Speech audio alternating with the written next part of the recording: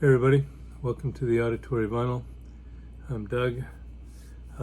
This is another episode of New Spins on Old Vinyl, where I look at or listen to some records that I haven't listened to in a long time, and then tell you what I think. As you can see, I'm trying out a new spot down here in the basement. Of starting to get things organized. Still got what you can't see is still a mess, but we're getting there. But anyway, so the Fabulous Poodles from 1978. This is their Mirror Stars release. John Entwistle co-produced and played on a few songs, but it doesn't sound like the Who at all. There's no Who sound on it that I thought. It's just your basic rock, but they kind of bounce around a little bit. A couple songs I thought sounded like 10cc, and then there was one that sounded like Madness. The song Roll Your Own is totally Stone's influence. It sounds, even when he sings, it sounds like he's trying to sound like Mick Jagger, but not too bad. This is a version that had a couple UK EPs, I think, and this is a US release that basically took combination of those two and made this album.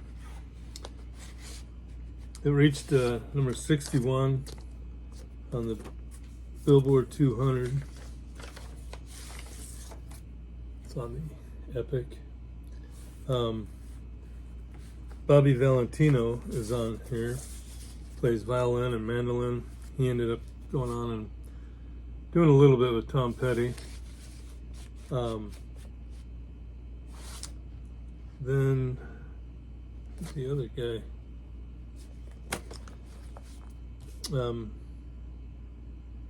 Nope, still talking about Bobby Valentino. Can't even read my own writing. He also played with Shania Twain and Billy Bragg, Sinead O'Connor. Played with a lot of people. I think they only made one or two more albums after this, and then they kind of broke up and went their own way, but not too bad. Fabulous Poodles. And then Jermaine Jackson, Let's Get Serious. Yes, he's the brother. I have to figure out something else with my lighting, but he's Michael Jackson's brother. Played bass with the Jackson 5, and he was still performing with them all the way up into like 2020. It's on the Motown label. This made it to number 6 on the Billboard charts, 5 weeks, number 1 on the R&B. It's actually his 6th studio album. A lot of funk, a lot of soul. Really good. A couple of the slower songs I didn't really care for, but the faster ones, the funkier ones, are pretty good. And he got a lot of help from Stevie Wonder. He co-produced, co-wrote some songs, plays piano and synthesizers on here.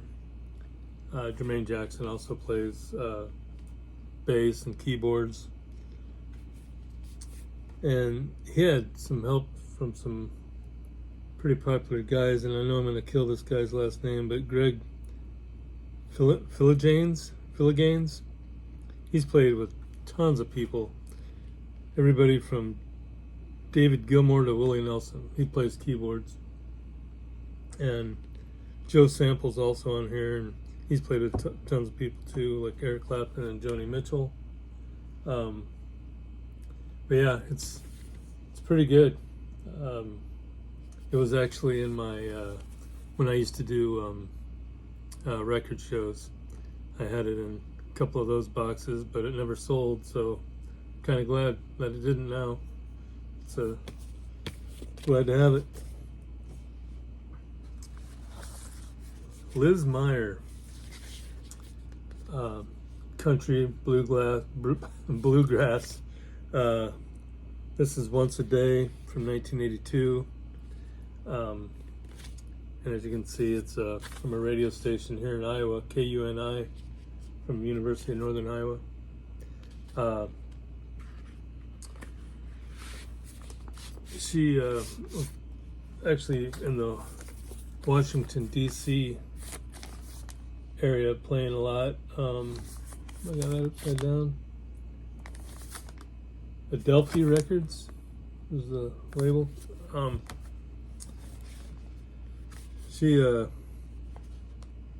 really popular. Emmylou Harris is on here a lot, doing backup vocals, and she does some covers of Buck Owens and Hank Williams Jr. tunes. And there was a little like copy of a magazine article or newspaper or whatever, but the person that wrote it right off the bat said if Buck Owens and Kitty Wells had a daughter, it would be Liz Meyer. That's pretty high praise. She did die in 2011 of cancer, but she made like, I don't know, 4 or 5 albums, and then she moved to the UK and was performing over there quite a bit, and that's where she lived the last years of her life. But yeah, Liz Meyer, really good if you like the country bluegrass sound. She's got kind of a low voice, but it works. It sounds really good.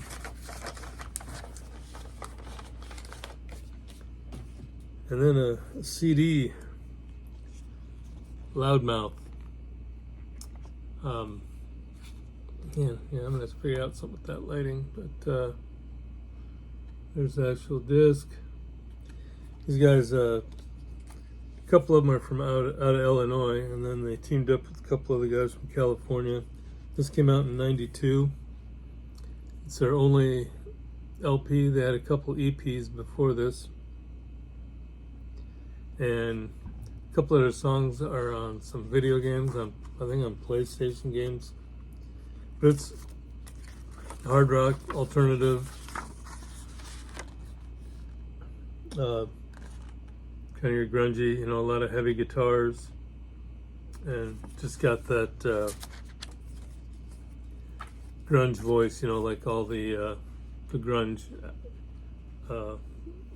vocalists did with all them bands from the 90s. But Loudmouth, yeah, it's pretty good. It's hard rocking. I don't know, it's got a little Soundgarden in it, some Foo Fighters kind of sound, Drowning Pool. Good stuff. So there you go, pretty quick this time. Just gonna keep working on the old basement here. Just got me a Tommy Bolin album.